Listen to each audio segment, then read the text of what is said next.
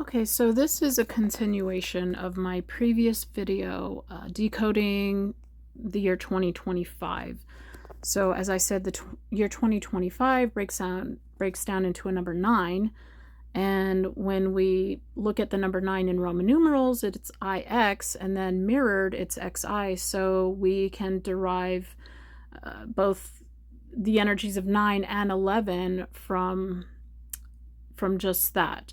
So the tarot cards associated with 9 and 11 are the Hermit, number 9, and 11 for Justice. So as we know, the Hermit tarot card is related to Virgo, and Justice is related to Libra.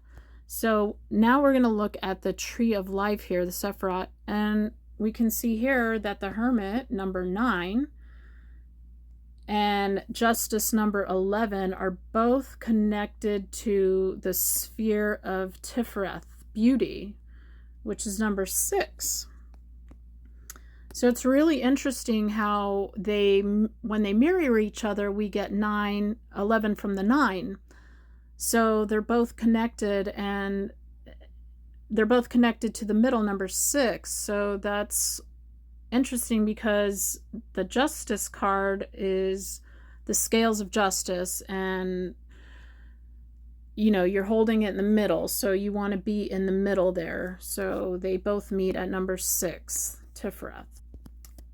And what's interesting about the Tree of Life is that every part of the sphere of life has its correspondence to the human body. So this is what it would look like superimposed on the body. So we have the Yod and Lamed, both representing the Hermit and the Justice card. So you see it's 5 connecting to 6 and 4 connecting to 6. So it's really interesting when you see its association with the body. And then we can just take a look here. If you're like me, you're a visual person, you like to see different aspects, different representations. So here we have path 20, which is the Hermit, and then 22, which is the Ox Goad, which is represented by Justice. So we have both of these connecting to 6, to beauty, the sun. And then here's another representation of the Tree of Life, and this has the 4 worlds of the Tree of Life, and we see here that the 2 tarot cards 9 and 11 are located in Bria, Archangelic creative world, which is the emotional plane represented by water. So it's cool to drill down and see how it relates in different ways. So as I was saying, the Comet 3i Atlas is currently in the constellation of Libra, which, as we know, corresponds to the tarot card of Justice. It will be heading into the constellation of Virgo, which is represented by the Hermit tarot card. So we can see here its current location, and I think it's just really interesting to see how this is all going to play out between the 9 and 11 energies. So what's also interesting is taking a look at current events and how that correlates with everything else I discussed in my previous video. So we have Charlie Kirk put here into the gematria. I like to go straight to the English. So we have here, so these entries, I think they're all just, they relate to the original entry in some way, shape, or form. So we have Neuralink, Charlie Kirk, and then of course 9/11. So these are all things that are related somehow. You know, everything's connected by 6 degrees of separation, as they say. So we just have to see how all the dots connect, and it's interesting to see how the numerology here, the energy of the numbers, how it correlates to different scenarios, or as we can see here, Charlie Kirk, how does that relate to 9/11? How does that relate to the year of the snake? The time related to the snake, 9/11. So it's interesting to see how all of these things interplay with each other, just with, you know, gematria, the numerology, and everything, the astrology, all of that. So all of those things, you know, create this tapestry of what our reality is. So we just have to connect the dots. So you can see here we have other entries that are popping up, which are related. We have green light, red October, blood moon, Simpson, gratitude, 3 days, the world, Kim Clement, masonry, equinox, hammer time, amazing grace, light bearer, I'm back bitches, all these different entries here, somehow they all relate to each other. It's just up to us to decode and figure it out, you know, to see how the architect of the world has built it. And we know that math is a big part of it all. Everything is mathematical. And I think it's really interesting because math doesn't lie, you know. So if God is the truth, then God definitely would be the architect using math to construct this world we live in. So going back to the Chinese zodiac, so we had the Chinese, it's 2025 is the year of the wood snake. So the wood snake is represented by the eastern direction, which is governed by the azure dragon. So now just looking at these different shades of azure here, we have a color swatch. And we could see here that some of the shades of azure do have some green in it. So it makes total sense. You know, the azure dragon, also known as blue dragon, green dragon, blue-green dragon. So this is all kind of playing into another theme, which has been happening in our reality, which is related to the throat chakra. So the throat chakra is represented by the color blue. So we know that right now free speech is a really big topic on the world stage, and a lot of people are feeling like their free speech is being taken away from them. And just recently, you know, with the Charlie Kirk situation, you know, people have been fired from their jobs, and then we have, you know, hate speech as one of the main themes on the, you know, in our country. So it's really interesting because, you know, you could always just jump to the worst conclusion and think that your free speech is being taken away. But if we just not jump to conclusion right away and just look at this from more of a accountability, you know, internal work aspect, we can just look at it as, okay, so, you know, God spoke the world, the universe into reality. So, you know, humans are the same. We speak things into reality. So, you know, your tongue, you have life or death in the tongue. So maybe what the universe is trying to tell us is to just be more cognizant, be more aware of the things you're saying. You know, we don't want to be speaking death into the world, and especially right now when, you know, we're kind of in a transitory period of what is the future going to be. You know, we don't really quite know what the future holds. All that we know is that the world we used to know no longer exists. So we're kind of in uncharted territories here. So we need to just be really careful, as to what trajectory we want to head into. We want definitely to become the best versions of ourselves and to be accountable for the things we are speaking into the universe. It's and not have like thought police, but definitely we just want to be more cognizant of what we're bringing into our reality at this time. So not always jumping to the most negative conclusion, but also just being more careful about how we speak about things. So we know, like, blue has definitely been a theme for this year. So I think the way I'm reading it is, so if you guys remember, we had the pigs that have the blue flesh.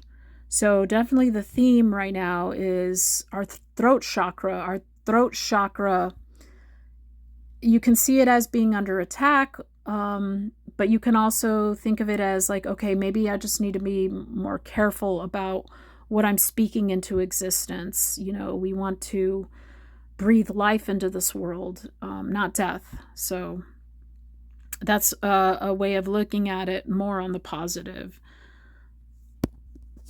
And just going back to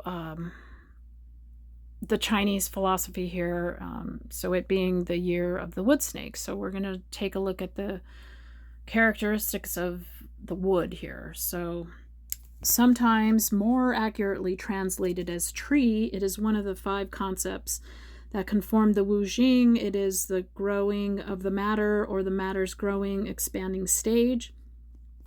Wood is the lesser yang symbol of the yin-yang philosophy. It can be seen as the fueling fire. It stands for the season of spring, the eastern direction, the planet Jupiter, the color green, windy weather, and as we discussed, the azure dragon as one of the 4 symbols. Blue and cyan type colors also represent wood.